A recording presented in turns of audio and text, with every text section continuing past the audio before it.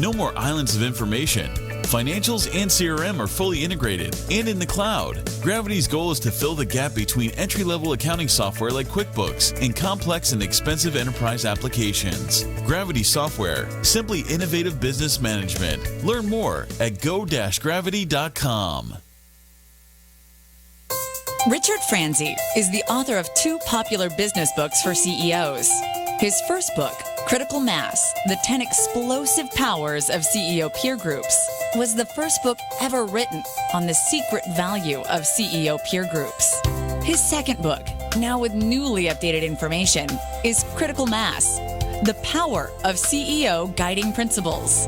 Richard's books contain powerful information to help CEOs running middle market companies gain valuable insight to improve their decision-making skills. Richard's books are available as paperbacks or Kindle versions from Amazon.com. To find them, type Richard Franzi in the search box. When you use the Premier Rewards Gold Card from American Express, the rewards points can keep on multiplying. Buy 3 with triple points on airfare. Buy 2 with double points on gas and groceries. And a single point for pretty much every other dollar you spend on the card. Then, start choosing from over 1 million rewards to redeem all those points. Apply today and the annual fee for the first year is on us. Call 1-800-AXP-GOLD or visit AXPGold.com. The annual fee for the card is $175. See terms, conditions, and restrictions at AXPGold.com. Do you want a free analysis of your inbound marketing? Do you want it in 30 seconds or less? Then check out Marketing Grader, the free marketing tool from HubSpot. It's simple. Just go to marketinggrader.com, enter the URL that you want to analyze, and Marketing Grader will instantly give you a detailed report grading your lead generation, mobile marketing, social media, competitive benchmarking, and more. It's simple, it's powerful, and it's free. marketinggrader.com. You are listening to the Critical Mass Radio Show, Orange County's business talk show, focused on exploring topics of interest to CEOs who are leading middle market companies. With your host, Richard Franzi. Welcome to today's episode of Critical Mass Radio Show. I am your host, Ric Franzi. With an extensive background in video, his passion for creativity is shown in his field. Charlie Matz, co-founder and CEO of Veracity Code Lab, works with his team to create original design-driven video that helps clients connect with their audience to achieve their goals. Veracity Code Lab thinks like an agency but focuses on the creative behind video development. Charlie joins us today to share with us his journey of founding Veracity Code Lab. Welcome to the show, Charlie. Thanks for having me. If you'd like to learn more about the radio show and the CEO peer groups that I lead, then visit my company's website, Critical Mass for Business, or call or text me at 949-887-4104. Charlie, can you tell us a little bit about your background and how you got into this field? Yeah, absolutely. Well, I was born and raised in Michigan, and so growing up there, I didn't really understand the opportunities in film and marketing and advertising. So my last semester in college, I took a class in communications. I got to make commercials, and I fell in love. And, so I took an internship out here with my now business partner, Bub Coons. But funny enough, he was working in a church, and I'm a Christian. And when I came out to California, I thought, I'm going to be this filmmaker. I'm going to work in Hollywood. Okay. And my idea of that, though, was as a Christian, you either succeed and work in Hollywood or you fail and work in the church. Because I had seen so many, cheesy attempts at video, at filmmaking and everything within that world. And Bub Coons just blew me away. I started working with him. He was doing things in that world inside of a church that I had never seen done before, and really inspired me. So I worked there with him for 3 years, and I'll tell you, one of the best educations I ever got was we made 400 projects over 3 years, and on the weekend services, we'd sit up in the balcony and we'd watch the way people would react to what we were producing.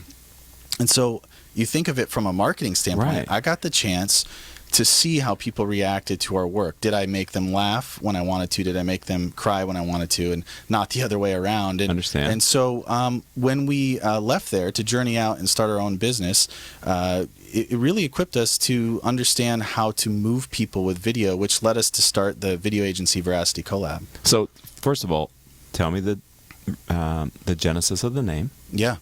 And then tell us what you do. I said a little bit about it in the open, but explain it to our audience. Yeah, and great opening, by the way. I want you to introduce me everywhere I go from now on. Okay, I'll follow you around. Yeah, thank you. So Veracity Collab Veracity is really truth or truth-telling. Collab is short for collaboration. So we wanted to start something that was, in essence, a true collaboration with clients.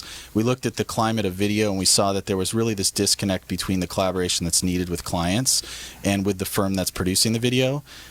So yeah, that's the genesis of the name. And what I do is I'm currently the CEO of Veracity Collab. It started out of Bub's master bedroom with just him and I and Ian, the third business partner. And, we just started out doing all the production ourselves, and now we have about 27 people here in Newport Beach. Great. We're talking with Charlie Matz. He is the founder and CEO, as he said, of Veracity Collab. So take me back. I wanted just a quick follow-up question. Why did you see, or what is your thinking with the disconnect between the agency and the client as far as the relationship goes in the video?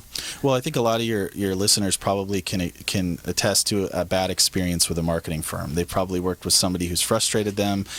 Maybe it's with web or video or something like that. I think in the video world, it's an extremely complicated medium. Yes. So if your agency or who you're working with doesn't boil that down into simple terms and lead the process in a way that's very delightful, it's not going to create really high impact outcomes for your brand, and it's not going to be good because you're going to be dealing with putting out fires and dealing with all the chaos that comes with managing people. So tell us, what type of clients do you work with? So we work with a lot of different clients. We work with clients as big as Intuit, Lenovo, Epson, but we also work with the middle market, and we work with startups sometimes as well. The real key component for us is are they a good brand who has a great culture? Okay. More and more, we realize that if we can, we used to think it was the size of business or the amount of employees they had. That was our target market, right? We learned pretty quickly into our business, it was more of a psychograph. We want to work with people who always want to be learning, who understand technology, who understand marketing, because it's really hard what we do. So when we get into the trenches with them, we're going to be an extension of their team, and we're going to truly collaborate with them. Right. Okay, ladies and gentlemen, I'd have Paul, our engineer, bang the gong, but I was a little bit late on that, Paulie. Sorry, but I love for these learning moments here on Critical Mass Radio Show. Thank you, Paul. Nice. Understanding the psychographic of your client is so powerful. Thank you for teaching us, reminding us that. Charlie Matz here on Critical Mass Radio Show. How important would you say core values are in building a great company or building a growing firm? Oh, they're absolutely critical. And I think more and more as the workforce is more populated by the millennial generation, and most of our staff was born between the year of 1980 and 2000, so we're right in that gap, right? You have to have guiding principles. You have to have core values. And not only that, they have to come from something that already exists. So I heard somebody say recently that it's not a matter of having core values, it's identifying them, because everyone has core values. Oh, okay. So you either have core values of identified that really drive the hiring and the review process of the talent within your culture, or you choose to ignore the fact that you have core values, and they'll tend to be stuff like backstabbing or climb over the next person to get to the top, or so on and so forth. So the bad cultures that we see that start to implode, right, they have core values, but they're talked about at the water cooler and behind everyone's back. Right. If you choose to put your core values out front and make them something that you all strive to do together, you can start to form and shape the culture in a way that's positive. Is that a key to a firm that's growing as well? Because you've been growing, you're adding, you said earlier how large you are. I mean, how do you maintain the core values as you keep bringing in new people? Hire really slow, because our hiring process has many different checkpoints along the way, and we never miss one, because we made that mistake at the beginning, but as we got a little bit older, let's say year 3 or 4, because we're coming up on our 8th anniversary next Monday. Congratulations. Thank you very much. Yeah, it's been a wild ride, and we're excited to get to this point, because a lot of the founding, the fundamentals, the foundations of our company are built, and it's really fun to scale now. But you have to hire slow. You have to basically get into the lives of people, ask them hard questions, and do life with them, because it's not only a big decision for you, it's a big decision for them. Right. And Simon Sinek was on a podcast earlier today that I was listening to, and he said, what if you had a rule in your business that you could never fire anyone? How would that change your hiring process? And that's kind of what we've adopted. Okay. Never. Wow, that's a radical idea as well. All right, Paul, I won't ask you to bang the gong again because we're doing fine here with Charlie Matz. He's CEO of Veracity CoLab. He's also one of the co-founders. We're going to take a short commercial break here. When we come back, I wonder if you would share with our audience the guiding principles that are the foundation for the core values for you and your business partner at your firm. Absolutely. All right, ladies and gentlemen, don't go anywhere. We'll be back in 60 seconds or less here on Critical Mass Radio Show with Charlie Matz. Richard Franzi is the author of 2 popular business books for CEOs. His first book, Critical Mass, The 10 Explosive Powers of CEO Peer Groups, was the first book ever written on the secret value of CEO peer groups. His second book, now with newly updated information, is Critical Mass, The Power of CEO Guiding Principles. Richard's books contain powerful information to help CEOs running middle market companies gain valuable insight to improve their decision-making skills. Richard's books are available as paperbacks or Kindle versions from Amazon.com. To find them, type Richard Franzi in the search box. Successfully navigating the changing world of public relations and digital marketing requires an experienced, tenacious, yet gracious team. In business for more than 20 years, Orange County-based T & Company delivers big agency results with personalized service. For more information, call us at 714-536-8407 or visit us online at tandco.me. Welcome back to this edition of Critical Mass Radio Show. I am your host, Ric Franzi. All of our shows can be heard anytime on iTunes, Stitcher.com, Spreaker.com, several hundred former guest websites whose CEOs have appeared on our show. Since we first started the program in 2009, we reached close to 200,000 listeners with our podcast. Simply type in Critical Mass Radio Show into your favorite podcasting software to find the weekly shows and interviews that we do. All right, we're talking with Charlie Matz. Before the break, I said I wanted to have him share with us his guiding principle. So would you be so kind as to share your guiding principle? Yeah, absolutely. I mean, I'll sum it up by saying this: do unto others as you would like them to do to you. I mean, for me, that comes from the Bible. That's a biblical principle. But I think everyone would agree with that to some sense who's had a successful business. I think in the past, we've seen a lot of businesses built on the backs of the employees. We've seen big corporations get a bad name for treating employees like they're a means to an end. And the one great thing about the millennial generation, one of the many great things in my opinion, is they're not going to stand for that. Exactly. They matter. They'll let you know. And their lives matter. And ultimately, them being involved in the process matters. And really, when you're a leader and when you're building a company, your core values have to be built with that in mind. One method that I've heard is to take 5 people at random from your company and ask them what matters to them, and you've probably got a good cross-section of what your core values would end up being. Wow. Because, at the end of the day, you're doing this together as a team. And if I'm a leader and I feel like there's something going on in the business that does not treat others how I'd want to be treated if I was in their position, then something's wrong.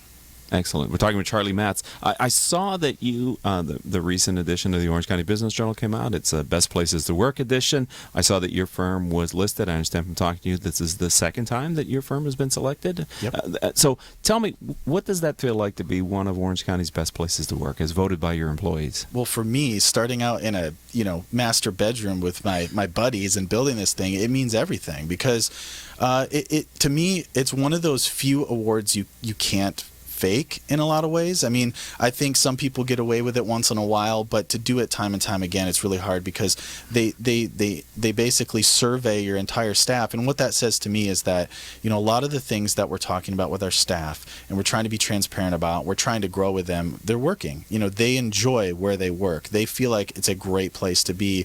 And our turnover is very low, and people tend to think of it as a place where they'll be for a really long time.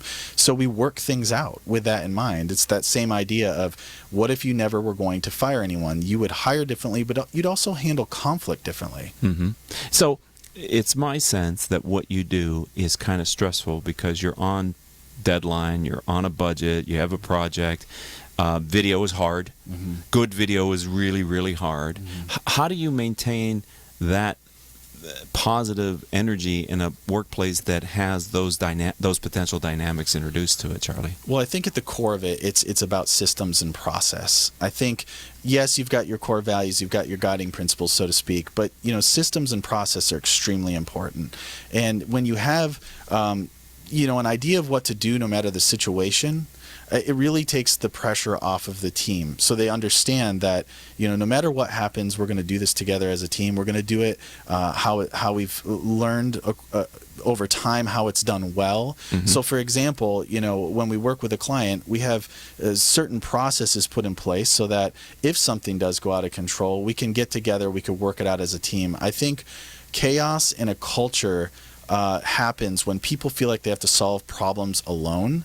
A lot of times people feel like they're going to get in trouble and lose their job if something happens that they can't solve alone, when the opposite is true. You need to, in our culture at least, if you don't come and meet with the team and work out the problem that's happening together, there's going to be more of a consequence than if you try to tackle it alone. We're talking with Charlie Matz. He is co-founder and CEO of Veracity CoLab. So you have millennials in your workforce. Mm-hmm. You're one of the Orange County's best places to work. Do you have millennials in supervisor or lead or management positions in your firm? Absolutely. Yeah. Can you describe that experience to our audience a little bit? Well, one of the cool things is that, so I was born in 1980, so technically I'm a 9-month-old millennial, basically. I was born in September 1980, so technically I'm a millennial. I probably identify with Gen X a little bit more, but my other business partner, Ian, he's a millennial, and so we've grown the business together and learned how to work together, and that was a huge process. For the first 3-4 years, we learned a lot about what it would take to have younger folks in our business. On our leadership team, we have about 7 people, 3 of the founding partners, and then 4 other folks, and they're all millennials, but they've been with us for 3 or 4 years. We've been in the trenches together, and we all buy into the core values. So we're all driven by the same thing, which is how we're united. And one of our first core values is how to handle conflict. We probably can't get into what it means, but it's charge storms like a buffalo. And essentially, handling conflict is really important in our business, and I think that's one of the things that people shy away from with a lot of millennials within their culture. I'm going off script. You can't say something like charge storms like a buffalo, and for me to let the audience go, oh, I wish Rick would have asked a follow-up. Okay.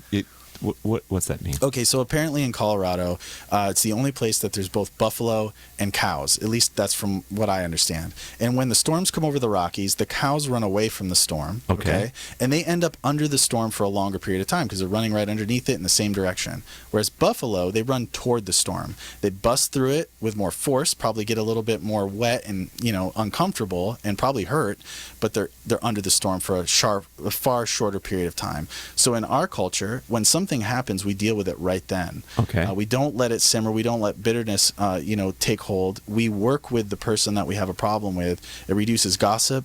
It creates a lot more growth. People get, it's hard the first couple times you do that. Right, I would think. But after you do that a few times, people grow immensely because they learn how to work their problems out like adults. Charlie, the millennials that you have in your workforce, have they worked at other companies?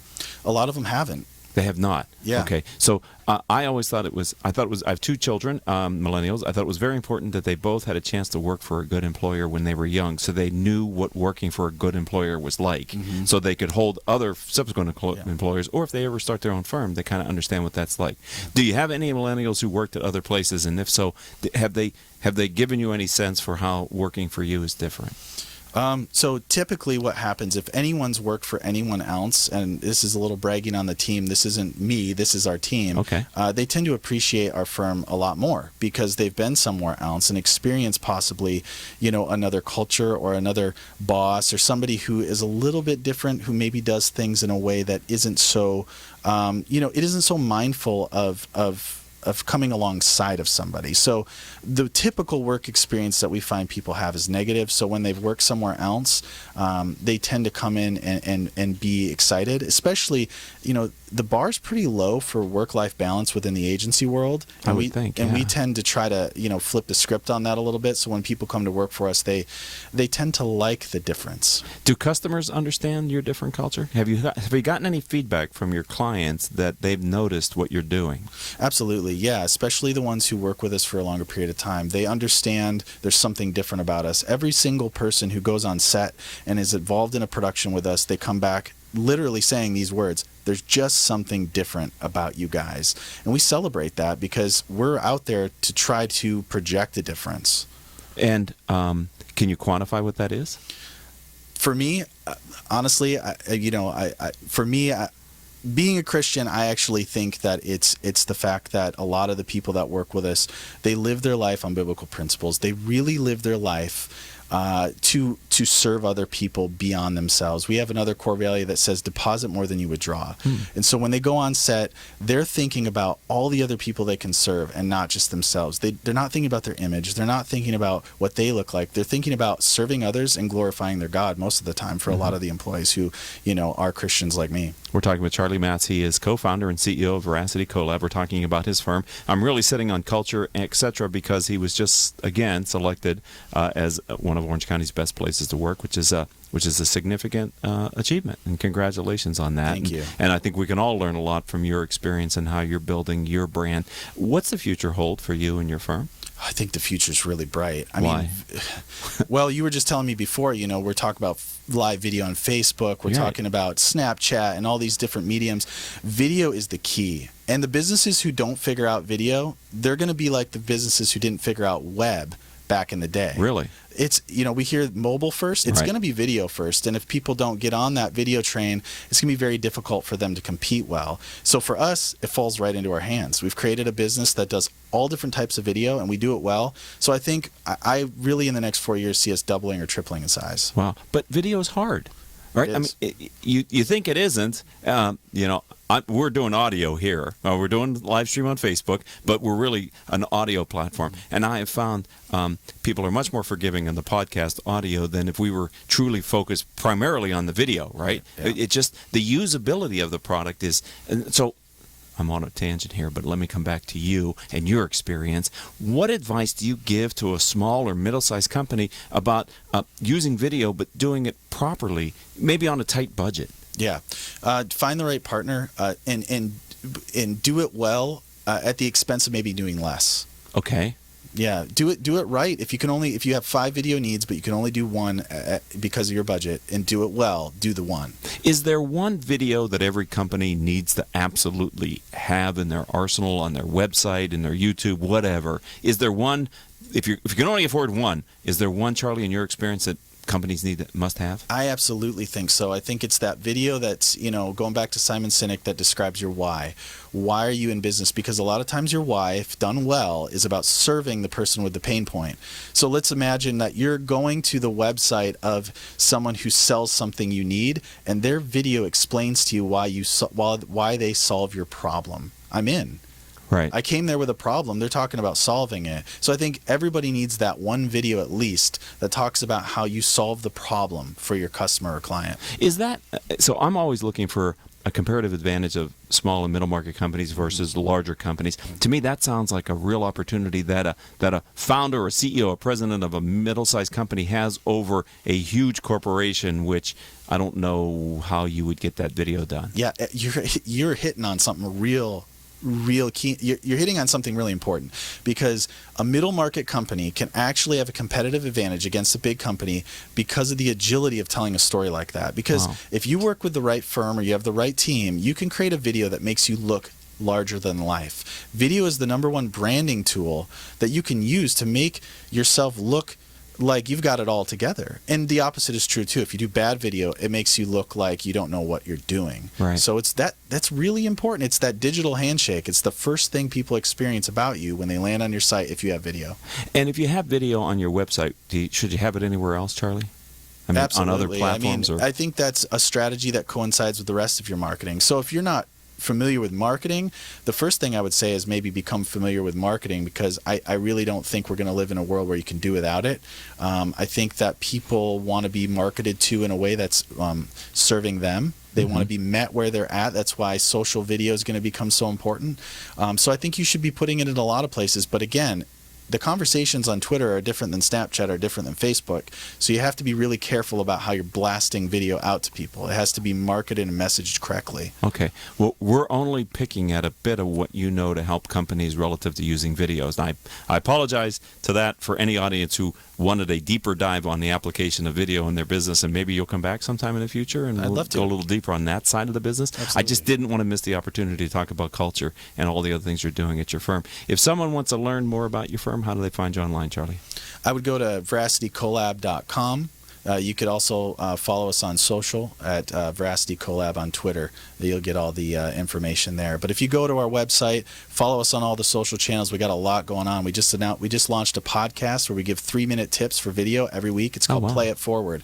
So go to our site, go to our blog, find Play It Forward, and you'll get a 3-minute tip every single week. And you said you didn't hit on a lot of the video deep stuff. Yes. If they go subscribe to Play It Forward, that's a way to get the deeper video insights. Well, there you go. I will subscribe this week. Thank you very much. All right. I didn't even realize that in my background research, but I have to thank you for being a friend of the program and a part of the critical mass community. Congratulations again on being seen as one of Orange County's best companies to work for, Charlie. It's been a joy. Thank you for having me. It's my pleasure. All right, ladies and gentlemen, we're going to take a very short break. Brian Chase, who's managing partner at Bisnar Chase, will be in next to talk about his firm. Coincidentally, another best places to work here in Orange County. I've been so excited that we're lucky enough to have 2 leaders of successful firms here in Orange County. But first, these words from our commercial sponsor.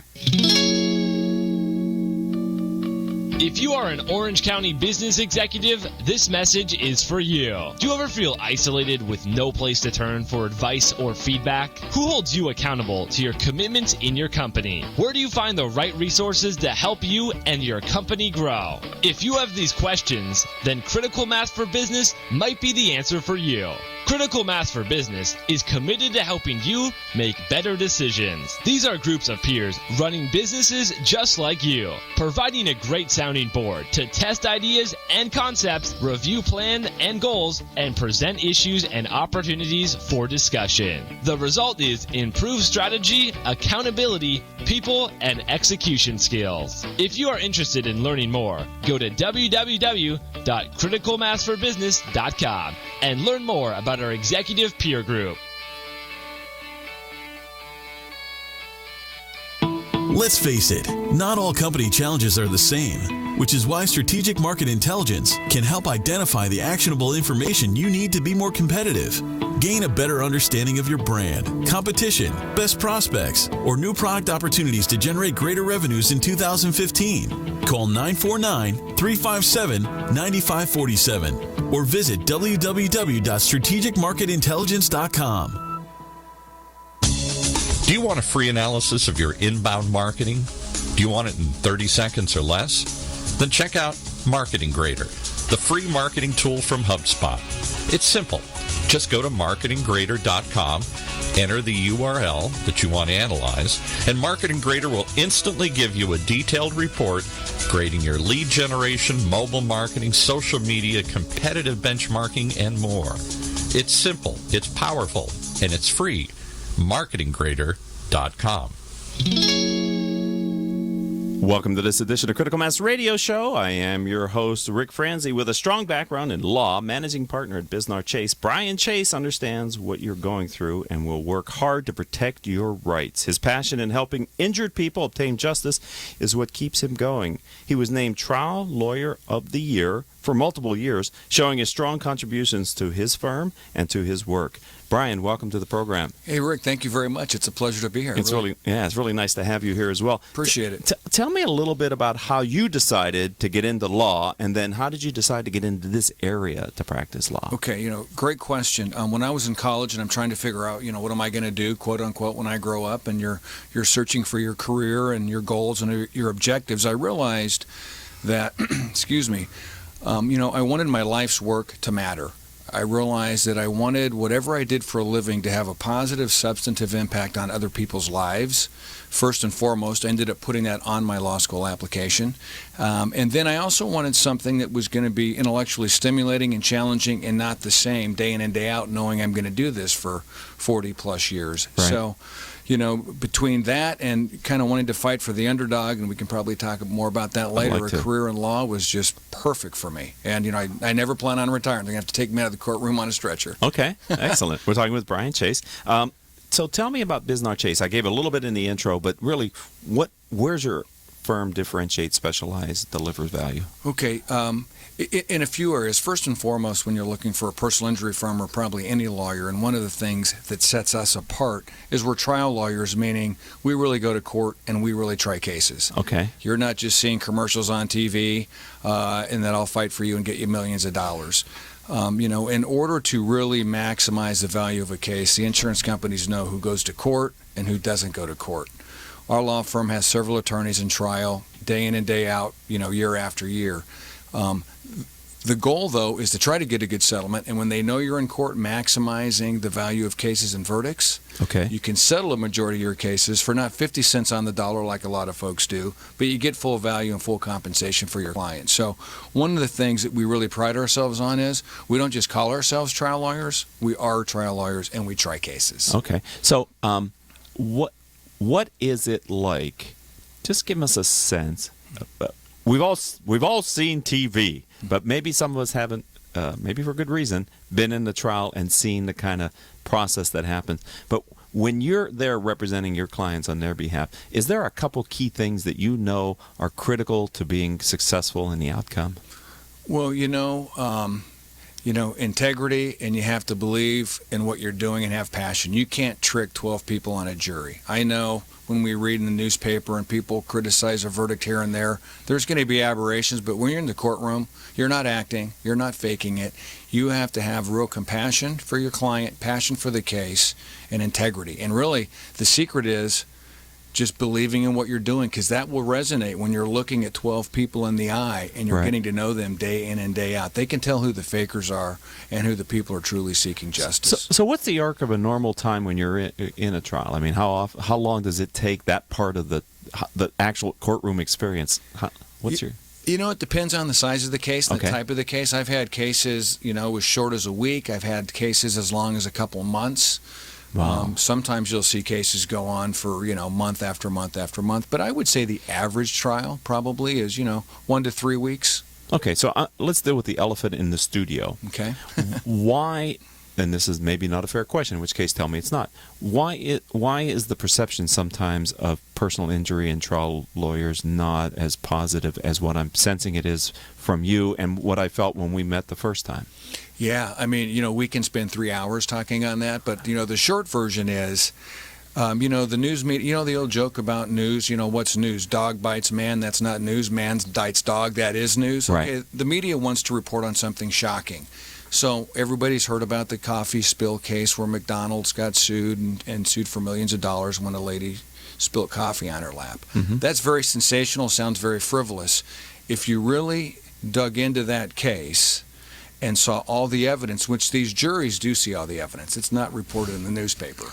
But the jurors... Nobody would read that, right? Right. But, jurors are in court day in and day out, and they see all of the evidence. Now, reasonable people can disagree, but when you see a blurb in the newspaper, millions of dollars for something that seems silly, all of those people like you that were on that jury, after they heard the evidence, didn't think it was silly, because jurors are just like everybody else. They don't go into a courtroom wanting to give away a bunch of money to somebody. Right. They're usually skeptical of people like me and clients that are injured, because that's been promulgated out there for years. Right. So typically when you see those awards, it's because that jury saw the evidence and realized, wow, I'm going to right this wrong. When you and I, thank you very much for answering that. When you and I first met in your office, when I left there, I had the sense pride's the wrong word, but a positive feeling about people who were looking out for the little guy. Mm-hmm. And that really came through with our initial meeting, where I thought, they need a voice too, right?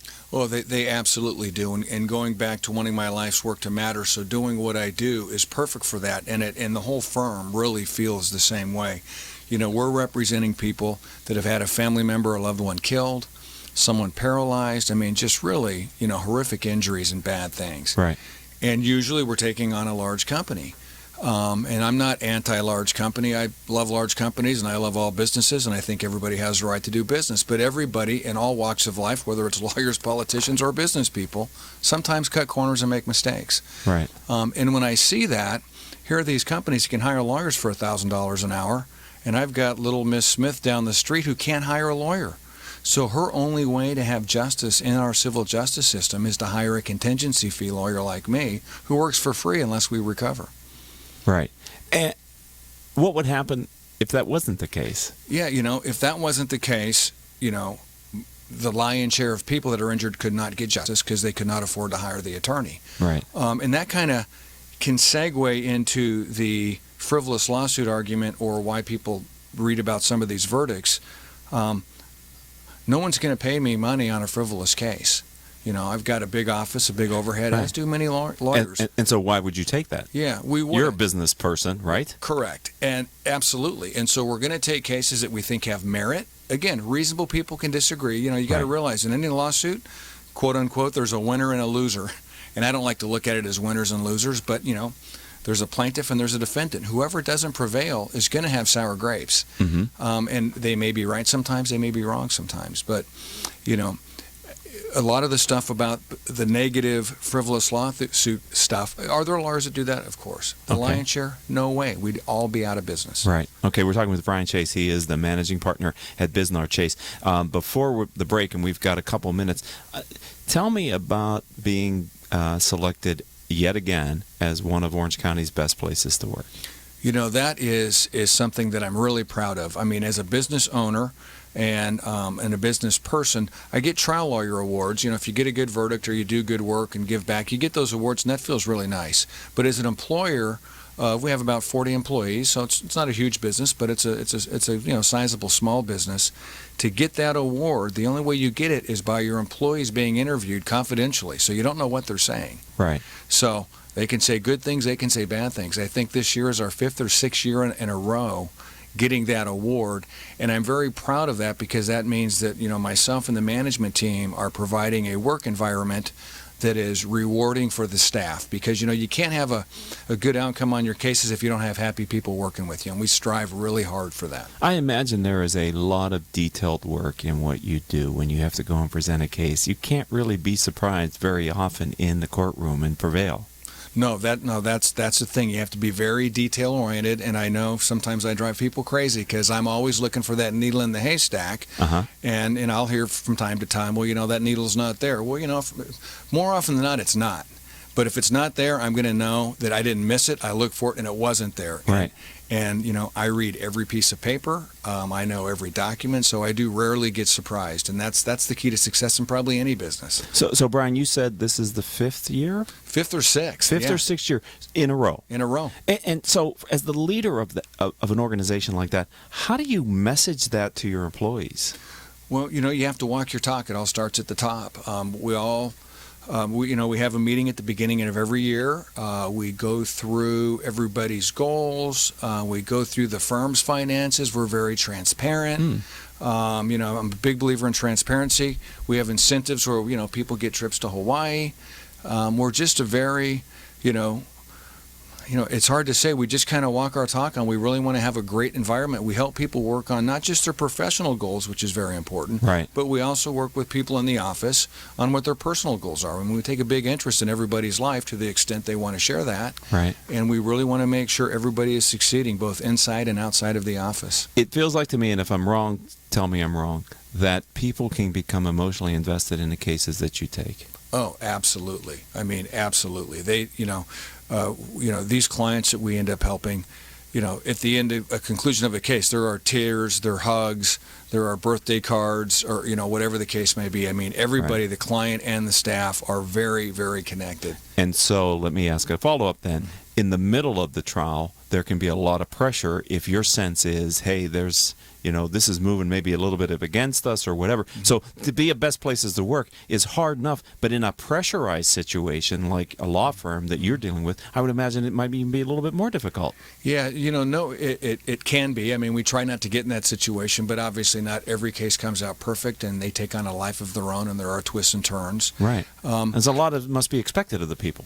We have the best staff. I'm sorry everybody says that, but I mean, the people. I pride myself on knowing what I don't know, and I want to surround myself with people smarter than me and with different points of view. And we just have a great dynamic to come to the best resolution or solution for an issue. And sometimes it's a combination of my input, their input, and we come up with something that we would have never thought of to help out a client, even if their case maybe is going not in the direction we wanted it. Excellent. We're going to take a short break here on Critical Mass Radio Show. We're going to come back and talk with Brian more about building and growing his firm. Don't go anywhere. After these words, we'll be right back on Critical Mass. Ric Franzi is a highly sought-after keynote speaker on topics of interest to CEOs of middle firms across North America. Richard's talks include Killing Cats Leads to Rats, a fascinating look at how unintended consequences of CEOs' decisions impact their firm's performance. Your Gray Matter Matters, which explores how a CEO's mindset can differentiate a middle market firm and define its culture. Richard delivers talks to a variety of audiences, ranging from executive team retreats to keynotes in front of hundreds of CEOs. To learn more about his talks, visit criticalmassforbusiness.com and select the contact page or call 949-887-4104. When it comes to pioneers in their respective industries, we all know the Apples, Starbucks, and Trader Joe's of the world. In the realm of recruiting, Decision Toolbox is the industry's best-kept secret, with 90% of their business from referrals and repeat customers. For over 20 years, Decision Toolbox's U.S.-based team of recruiters, sourcers, professional writers, quality personnel, and tech support has perfected a Six Sigma approach to talent management. No matter the size of the project, Decision Toolbox delivers incredible results. A cost per hire less than half of what contingency firms charge, with the winning candidate presented in an average of 14 days, all with a 12-month candidate warranty. With results like that, Decision Toolbox won't be a secret for long. Visit us at www.dtoolbox.com for more information. Welcome back to this edition of Critical Mass Radio Show. Brian Chase is our guest. We've been talking about his firm as well as his firm's recognition as one of the best places to work here in Orange County, California. A great way to stay informed about our great guests is to sign up for our weekly newsletter. Go to the bottom of any page on Critical Mass for Business's website. You'll see a Join Our Mailing List box. Simply type in your email address and hit subscribe. You'll start receiving our weekly newsletter. That's all once a week with information about our upcoming guests and special insights from me. We do not do anything else with your email address other than what you ask us to do, which is put you on our weekly newsletter. I wonder if you might be able to, Brian, talk to us a little bit, talk to our audience about a current challenge that you're facing in your business at your firm. Yeah, and I don't know if it's a challenge, but it's looking at, I think any business needs to look to the future, and the time to look to the future of your business is when you're doing really, really well, not when you start doing really, really poorly and are scrambling. I mean, what happened to Blockbuster, right? Right. So my law firm specializes in auto products liability cases. So things like the Ford Firestone tire cases 15, 20 years ago, the GM ignition cases that we read about in the news now, the Takata airbags, that kind of stuff. So, and there's unfortunately plenty of that work around. But I do see cars getting way more safe. Thankfully to people like myself and people around the country, back in the old days we didn't have seatbelts. Now we do. We didn't have airbags. Now we do.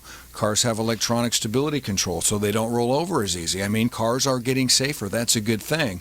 And so realizing that, I have plenty of work, but I know in 5, 10, 15 years there may be fewer of those cases.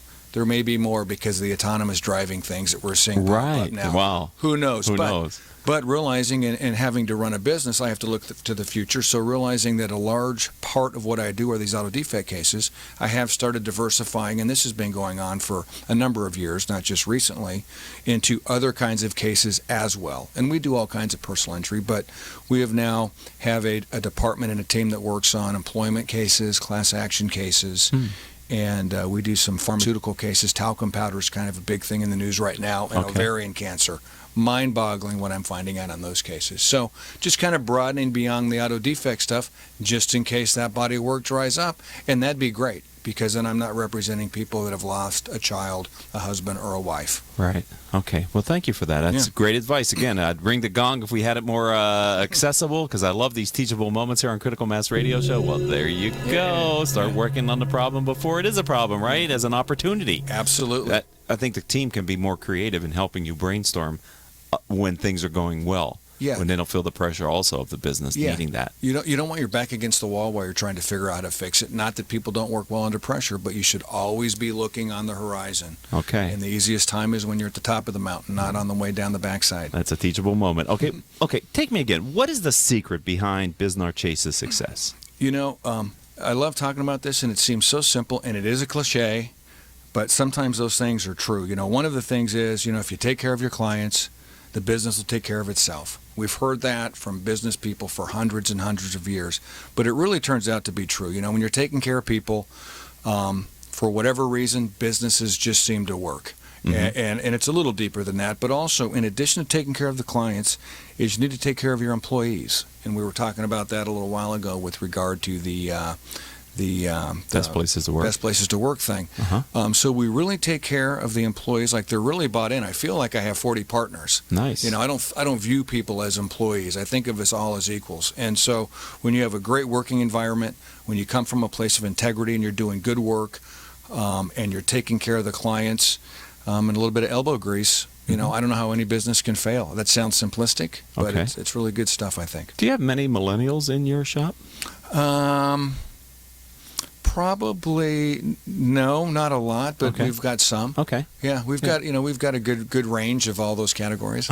Excellent. Yeah. We're talking with Brian Chase, and we're talking about his firm, Bisnar Chase. He's the managing partner at this firm. We've got a few more questions here on the Time with Critical Mass Radio Show. Okay, so let me see if I get this right.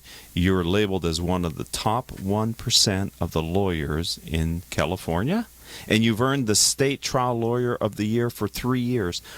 What do you say is the most important thing that you've learned about where you've gotten as to others who want to be seen at the top of their profession too? Yeah, my best advice, the first word is integrity, and people throw that word around a lot, but if you truly have integrity, I think you can be successful at anything.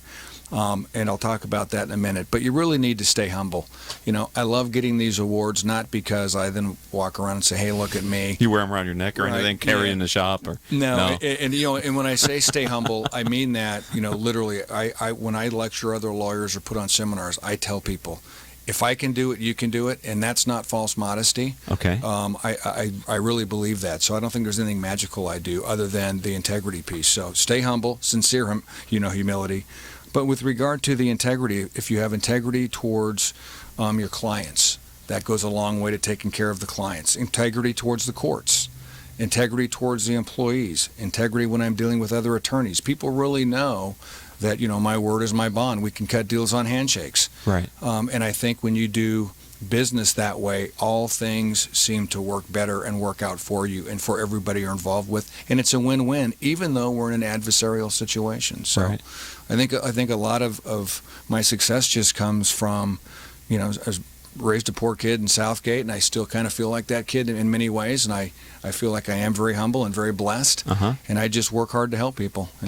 You just hit the term, because I was going to say, integrity without effort, I'm not sure it's going to get you to the top of your profession. No doubt about it. I mean, I don't want to make it sound like I'm not working. I probably work harder than anybody in the office, but it's not work if it's fun. I mean, right. I hate to say I work hard, because then that sounds kind of negative. And it's like, I love what I do, but it's a 24/7 deal, and for me that means I'm on vacation 24/7 doing what I love to do, helping people. Okay. And in the environment where you're trying your cases, are they a similar set of judges? I mean, is it a small group of people in that space, or because of the way your firm is structured, you're kind of in different courts in different places? We're all over the country. Okay. And so I've got cases literally, from here to New York City to Florida to Texas. So we're everywhere. Now, but we have a lot of cases in Orange County because I'm based there. So you see a lot of the same judges, in L.A. Mm-hmm. But because of the national nature of our practice, you do see, a lot of unfamiliar faces. There have been so many recalls in the news, and this Takata airbag thing is almost unthinkable at some level that it has gotten this widespread. Oh, not unthinkable. I don't like to be the conspiracy theorist, and I'm really not. Okay. But I have seen,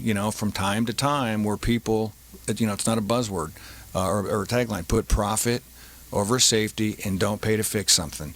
And what we have now learned in the Takata cases, for example, they were running testing on the weekends so they could deny they were doing any testing to try to figure out what the problem was. I mean, that is a huge cover-up. Mm-hmm. And, you could take it back to the Ford Pinto where they could have fixed the gas tank for $5, and there are literally memos where they say it is cheaper to pay to kill somebody oh my God. than to fix it. Now, and again, I'm not an anti... That's a statement of fact. That's a statement of fact. Okay. There is a memorandum, and it's not to kill people, but it's how many units are going to be harmed. You and I in that memo are a unit. Oh, okay.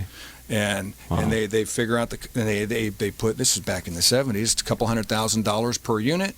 How much is it going to cost to fix the gas tank? It was like $4 or $5 to put a bladder in the gas tank. That number was bigger than paying off the units. No fix. Wow. It happens. Okay. Final question in our Critical Mass radio show for you, Brian. Of all the things you've kind of talked about, can you just share with us kind of the foundation of how you've built this firm? In other words, I think of it as your guiding principle, the core that you bring into the firm that has existed all these years. Sure, and that's great. When I got involved at Bisnard Chase, we were like a 4 or 5 person firm, and we're up to 40 now. So it's been a fun road, and I think the key to that success is two ways, 2 points. One is lead by example. There's no job that I won't do in the office, and I think it's important for your team members to know that you're not a prima donna. And so I really, if people have to work late hours, they know I'm in the foxhole with them. Okay. I'm not out sipping Mai Tais on the beach while they're working. So lead by example, hard work, trying to read all those documents, being very meticulous of what we do is important. And the second piece, and probably equally important, is don't surround yourself with yes people or yes men. I don't do that. I don't want people walking in going, hey, Brian, great idea. Hey, Brian, that's perfect. You're never going to grow. Right. And maybe I'm going to be right 7 times out of 10, but I'm going to miss 3. And maybe I'm only going to be right 3 times out of 10. And I look at the Supreme Court's got 9 people, not 1. So I surround myself with people. I know what I don't know. I surround my people, or preferably with people smarter than me, to get different perspectives. And when we have to make big decisions, either in running the business or the cases, I value everybody's input. I have people go, Brian, I think that's totally wrong. And they'll vehemently disagree with me. And sometimes through a nice, reasonable discussion, I'll go, you're right, we're going that way. And I love that. And so, a third of let's just make up simple numbers. A third of the time, maybe my way's right. A third of the time, their way's right. And the magical other third of the time is through 2 people disagreeing or two perspectives, you come up with something that no one would have thought of that is just a phenomenal perspective. So, well, I think we've come full circle. I think we're back to the best places to work in the culture. So, how does someone get in touch with you and find your firm online? Okay, probably the easiest way is just you can look up Bisnar, Bisnar Chase online. That's the name of the law firm. The website, you can go to bestattorney.com. and find us that way, and then it's got every social media How did you aspect. get bestattorney.com? My goodness. That's impressive. I have to give my former partner credit for that. Back when we, back in the dark ages when no one had laptops, and it wasn't that long ago. He came to me and said, hey, we need to get a website. And I'm like, well, 1, what's a website? 2, our clients don't have computers. Nobody has computers. What are you talking about? And he was very adamant about it.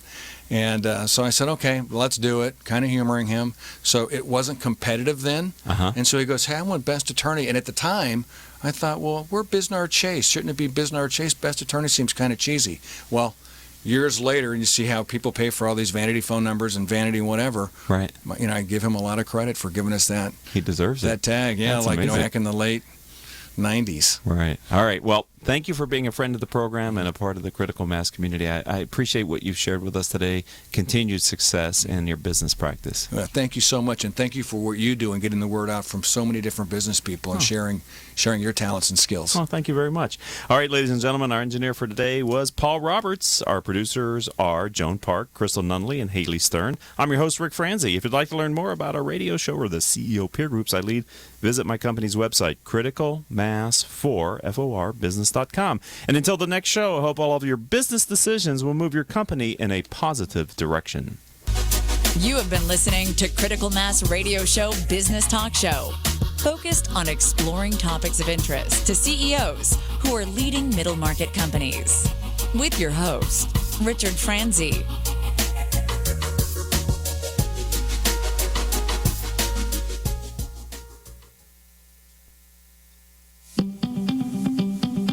You are listening to The Pilgrim on the 405 with Will Christ. Join him as he and his guests discover how businesses thrive in California. Well, welcome to The Pilgrim on the 405, and we have brought to the studio today an old